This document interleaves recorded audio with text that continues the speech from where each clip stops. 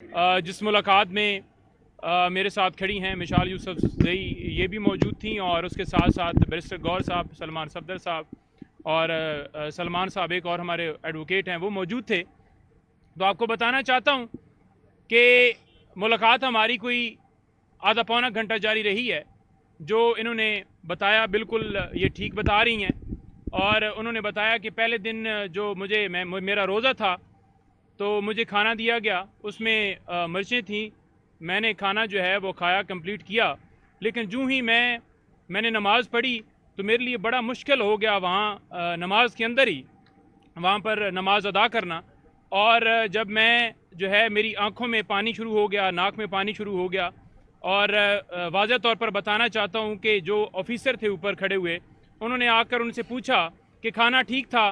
तो मैंने कहा जी ठीक था, मिर्चें थीं। कहते हैं नहीं बिल्कुल ठीक था। उन्होंने कहा जी बस मिर्चें थीं। कहते हैं हाँ मुझे पता है मिर्चें थी। तो उन्होंने कहा फिर पूछ क्यों रहे हैं। तो लिहाजा उन्होंने बताया कि जब खाना खाया जाता है तो उसके बाद मेरे जो होंठ हैं वो वाइट हो जाते हैं और जो एसिड जैसे एक कोई चीज़ दी जाती है उसके अंदर कोई चीज़ मिलाकर, तो खाने के अंदर वो चीज़ जो एसिड है वो दिया जा रहा है, जिसकी वजह से मेरी जो तबीयत है वो नासाज हुई।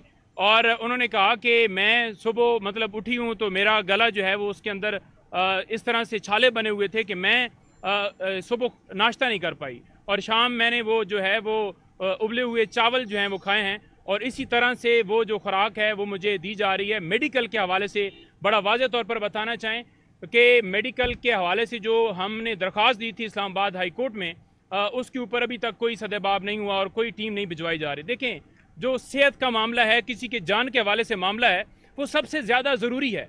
तो अब तक जो है वो क्यों नहीं उनको मेडिकल की जो डॉक्टर की हमारी जो टीम है या पिम से जो हम रिक्वेस्ट कर रहे हैं या डॉक्टर फैसल उनके मौलिज हैं, उनको क्यों नहीं इजाज़त दी जा रही। यही वजह है कि पता ना चल जाए।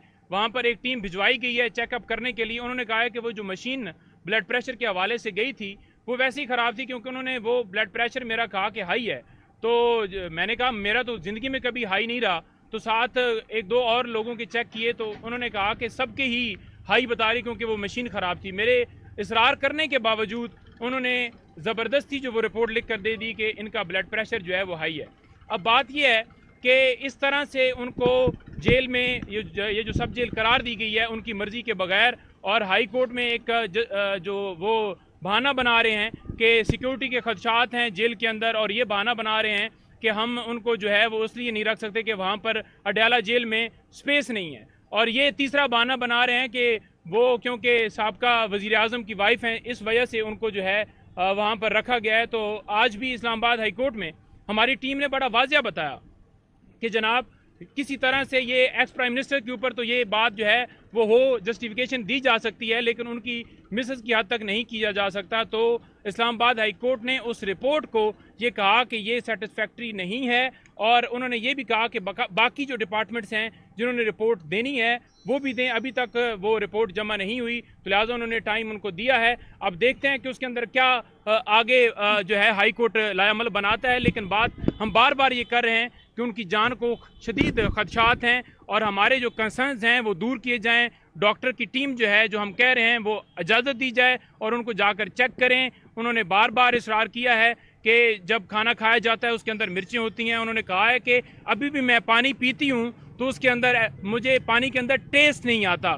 तो ये सूरत हाल है। बाकी केसेस की हद तक जो है अपडेट जो है वो मज़ीद जो है आपको ये दें कि वो हमारी जो अपीलें हैं इस्लामाबाद हाई कोर्ट के अंदर, वो आपको पता ही है कि जैसे एतराज़ लगते हैं, जैसे पेंडिंग किया जाता है खान साहब की सज़ाओं के हवाले से, या जैसे उनकी दरख्वास्तें डिले किया जाता है, वो टैक्टिस तो जारी ही जारी है। उसके ऊपर हम भरपूर तरीके से मज़ीद जो है आवाज़ उठाएंगे और आवाज़ उठाना हमारा हक है जो आईन पाकिस्तान हमें देता है। धांधली के हवाले से आपने देखा कि पूरे पाकिस्तान में फार्म 45 के मुताबिक हम जीत चुके हैं और धांधली के ज़रिए ऐसे लोगों को नाफिज किया जा रहा है जो कि करप्ट हैं, जो कि चोर हैं, जिनको पहले नाफिज करके परफॉर्मेंस उनकी देख ली है। अब जो दिलों का वज़ीर आज़म है, जिसने पूरी दुनिया में मुसलमानों का मुकदमा लड़ा, जिसकी बदौलत पाकिस्तान आगे जा सकता है, उसके ऊपर झूठे मुकदमात बनाकर उसे अंदर डाल दिया गया है और उसके केसेस फिक्स नहीं किए जा रहे। आज भी अगर वो डील करे, अगर वो कहे कि मैं एब्सोल्युटली नॉट वाला जुमला वापस लेता हूँ, मैं कोई लाकानूनियत के ऊपर बात नहीं करता, मैं रूल ऑफ लॉ की बात नहीं करता,